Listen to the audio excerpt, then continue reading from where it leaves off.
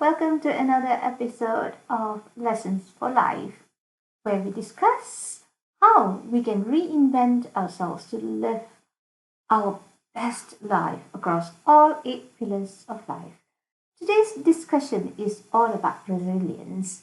Some people say resilience is something that an individual is born with. In other words, the signs of resilience can be seen at the early stages of infancy, of how a baby remains undisturbed, it does not cry as often, to the other end where some infants cry at the slightest sign of distress or disturbance. I think that is not resilience.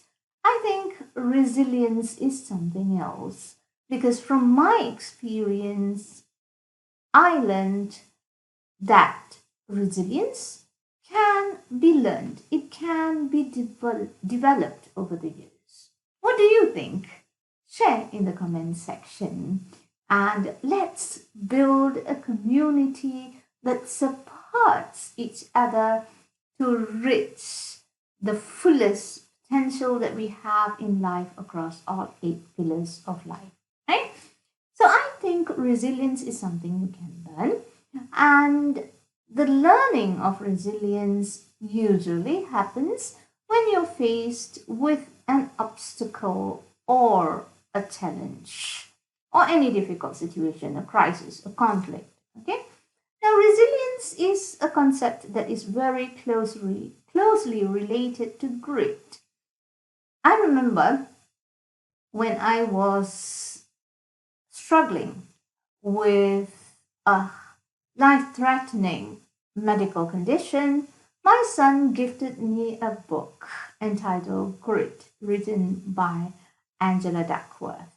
And he told me, Ma, read this book and I want you to come out a winner out of this disease because health, like anything else in life, requires grit for you to overcome it, like any other obstacle in life. Right? So I read that book and it helped me a lot. But one thing the book doesn't tell you, while it tells you that grit is the single most accurate predictor of success in life, how gritty someone is actually goes into them being able to overcome obstacles and challenges and hence achieve results where others falter and fail and give up too soon, right? So while that book tells you, identifies crystal clear that grit is the single most reliable predictor of one's ability to overcome difficulties, challenges, obstacle in crisis situations and finish what they have to finish or achieve the goal that they set out to achieve. What that book fell short of telling me is how I can achieve grit. And I soon realized through the situation that I was in, I had no choice but to develop grit.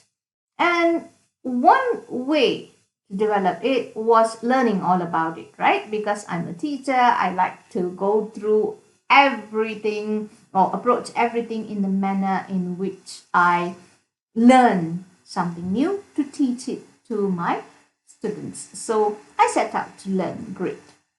And to cut a long story short, grit is actually a character quality. It is a belief.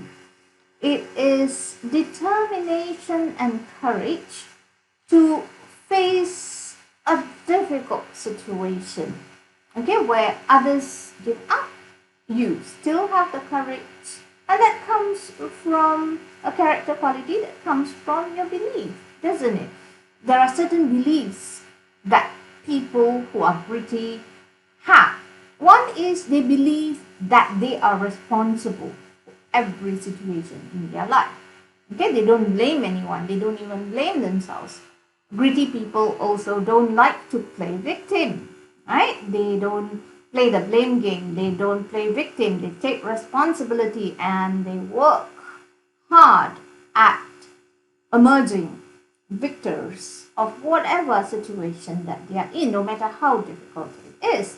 Okay, this is another characteristic of gritty people. Gritty people also show perseverance. Okay, they don't give up easily. So what? I'm in this difficult position. Yeah, so I'm going to keep going. Right? So these are the beliefs and the thoughts that typically gritty people have. So the first thing I needed to do was to adopt those thoughts myself. Okay? Yeah, so what? I have this life-threatening condition that doctors can't even diagnose definitively, but so what? I'm going to persevere. I'm going to do everything that I need to do. I'm going to learn everything that I need to learn, and I'm going to fight this disease. Okay? So the first part was grit. Grit, I think, is a character quality, and it has a lot to do with your beliefs. Yeah? Now, then I arrived at the word resilience. From grit, I moved to resilience. What is resilience? Resilience is the ability to bounce back from a very difficult situation. That habit of always getting up after a nasty fall, dusting the dirt off yourself and get going again to the best of your ability. That is resilience. So while grit is a quality, a character quality, it's a type of belief, yeah, a mindset even, but resilience is more of a characteristic of your emotions. Yeah, so resilience is essentially emotion. So resilience stems from gritty beliefs, gritty thoughts, gritty mindset, gritty beliefs. Yeah, maybe I mentioned that already. Okay, so resilience stems from grit, but resilience is a descriptor of your emotion. You are emotionally resilient. Okay, what this means is that you are not easily perturbed by external stresses or people or problems or challenges. Yeah, so you remain calm and you retain the ability to think clearly in the face of conflict or crisis, and you keep going, meaning you think clearly. Okay, thinking clearly, believing, that's great, and from there arises resilience, the ability to get up after every fall and get going and keep going. And from this state of emotion, this unperturbed, calm, clear emotion, you choose your actions. Okay, whatever actions that you need to take, and you carry out those actions. So to discuss this in the context of a specific example, what happened to me was that after my son gifted me that book and he said, you're going to fight this disease and you're going to come out of this victor, and you are going to attend my graduation, which I am going to attend having passed my exams with flying colors. I'm going to graduate first class. This is what he told me. Okay, so and that graduation was due to happen in 2019. So inherent in that is my timeline to recover. And at that point of time, I was still struggling, still immobile, still breathless, and I was struggling not even having a clear diagnosis. Of course, the grit that I developed helped me also follow through with emotional resilience. And with this resilience, I was able to take certain actions that led me eventually to a clear diagnosis, which was idiopathic constrictive pericarditis. And following through from a clear diagnosis was the process of healing. So I also had to understand health as a state that I needed to achieve and what I needed to achieve, not just freedom from the disease, not just to find a cure for the disease, but overall health as the desired outcome that I needed to have. And I started going in search of that. So in order, because at that time, due to the misdiagnosis and the wrong drugs that were prescribed to me for over a year, almost 2 years, I had already had my kidney was already not working properly, my liver was failing, and my kidneys were failing, liver